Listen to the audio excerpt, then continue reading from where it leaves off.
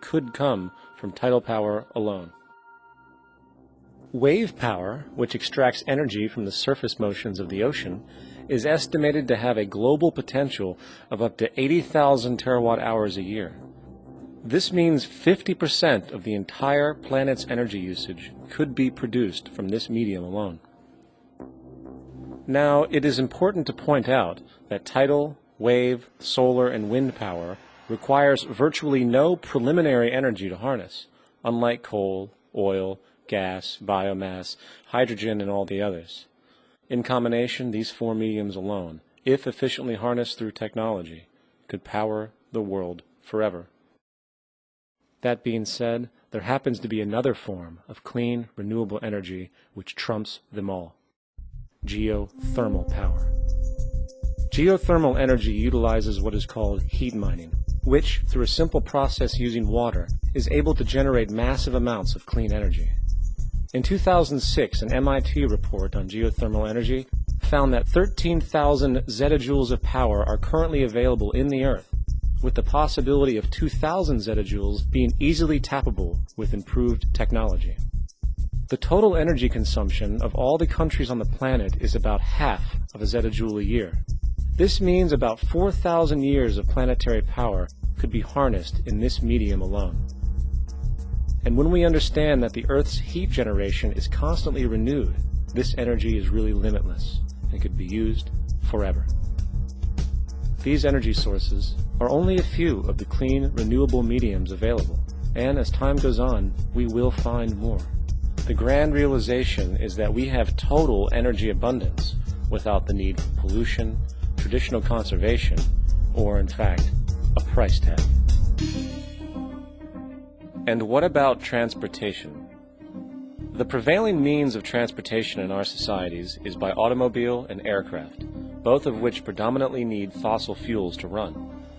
In the case of the automobile, the battery technology needed to power an electric car that can go over 100 miles an hour for over 200 miles on one charge exists, and has existed for many years.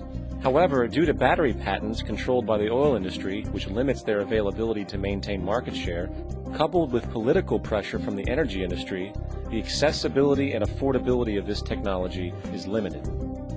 There is absolutely no reason other than pure, corrupt profit interest that every single vehicle in the world cannot be electric and utterly clean, with zero need for gasoline. As far as airplanes, it is time we realize that this means of travel is inefficient, cumbersome, slow, and causes far too much pollution. This is a maglev train. It uses magnets for propulsion. It is fully suspended by a magnetic field and requires less than 2% of the energy used for plane travel. The train has no wheels, so nothing can wear out. The current maximum speed of versions of this technology, as used in Japan, is 361 miles per hour. However, this version of the technology is very dated. An organization called ET3, which has connections with the Venus Project, has established a tube-based maglev that can travel up to 4,000 miles per hour in a motionless, frictionless tube, which can go over land or underwater.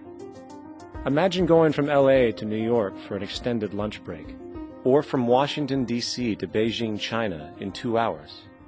This is the future of continental and intercontinental travel: fast, clean, with only a fraction of the energy usage we use today for the same means. In fact, between maglev technology, advanced battery storage, and geothermal energy, there would be no reason to ever burn fossil fuels again. And we can do this now if we were not held back by the paralyzing profit structure. Now, America is inclined toward fascism. It has a propensity by its dominant philosophy and religion to uphold the fascist point of view. American industry is essentially a fascist institution. If you don't understand that, the minute you punch that time clock, you walk into a dictatorship. We're given notions about the respectability of work, and I really look at it as being paid slavery. They're brought up to believe that you shall earn your living by the sweat of your brow. That holds people back freeing people from drudgery, repetitive jobs which make them ignorant. You rob them. In our society, that is a resource-based economy, machines free people. You see, we can't imagine that because we've never known that kind of world. If we look back at history, we see a very clear pattern of machine automation slowly replacing human labor. From the disappearance of the elevator man to the near full automation of an automobile production plant, the fact is, as technology grows, the need for humans in the workforce will continually be diminished. This creates a serious clash, which proves the falseness of the monetary-based labor system. For human employment is in direct competition with technological development. Therefore, given the fundamental priority of profit by industry, people through time will be continually laid off and replaced by machine. When industry takes on a machine, instead of shortening the workday, they downsize. You lose your job. So you have a right to fear machines.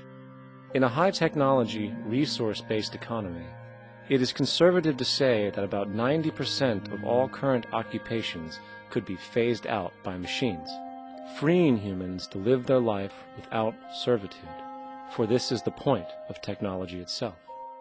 And through time, with nanotechnology and other highly advanced forms of science, it is not far-fetched to see how even complex medical procedures could be performed by machines as well, and based on the pattern, with much higher success rates than humans get today. The path is clear, but our monetary-based structure, which requires labor for income, blocks this progress.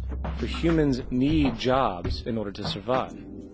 The bottom line is that this system must go, or we will never be free, and technology will be constantly paralyzed. We have machines that clean out sewers. It frees a human being from doing that.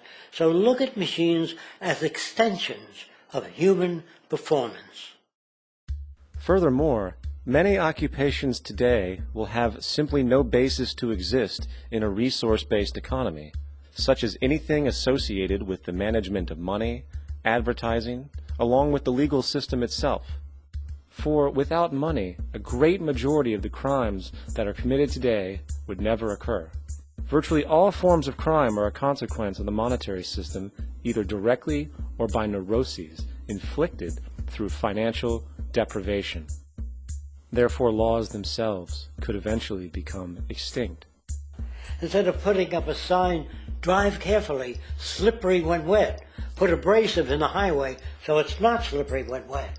And if a person gets in a car they're drunk and the car oscillates a great deal, there's a little pendulum that swings up and back, and that'll pull the car over to the side. Not a law solution. Put sonar and radar in automobiles so they can't hit one another. Man-made laws are attempts to deal with occurring problems, and not knowing how to solve them, they make a law. In the United States, the most privatized, capitalist country on the planet, it should come as no surprise that it also has the largest prison population in the world, growing every year. Statistically, most of these people are uneducated and come from poor, deprived societies. And, contrary to propaganda, it is this environmental conditioning which lures them into criminal and violent behavior. However, society looks the other way in regard to this point. The legal and prison systems are just more examples of how our society avoids examining the root causes of behavior. Billions are spent each year on prisons and police, while only a fraction is spent on programs for poverty, which is one of the most fundamental variables responsible for crime to begin with. And as long as we have an economic system which prefers and in fact creates scarcity and deprivation, crime will never go away.